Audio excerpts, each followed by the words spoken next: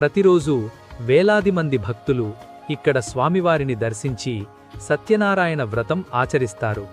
స్థలపురాణం అంటే స్థలపురాణం ప్రకారం ఈ క్షేత్ర మహిమ స్కాంద పురాణంలోని రేవాఖండంలో ప్రస్తావించబడింది. పురాణ కథనం ప్రకారం మేరుపర్వతం యొక్క భార్య మేనక శ్రీ మహావిష్ణువును తపస్సు చేసి ఆయన అనుగ్రహంతో భద్రుడు మరియు రత్నకుడు అనే ఇద్దరు కుమారులను పొందింది. భద్రుడు శ్రీరామచంద్రుని నివాసంగా భద్రాచలంగా వెలసినట్టు స్థలపురాణం చెబుతోంది. అదేవిధంగా రత్నకుడు మహావిష్ణువును తపస్సుతో మెప్పించగా శ్రీ వీర వెంకట సత్యనారాయణ స్వామిగా ఈ రత్నగిరి కొండపై వెలసినట్టు స్థలపురాణ విశ్వాసం. అందుకే ఈ కొండకు రత్నగిరి లేదా రత్నాచలం అనే పేరు వచ్చింది.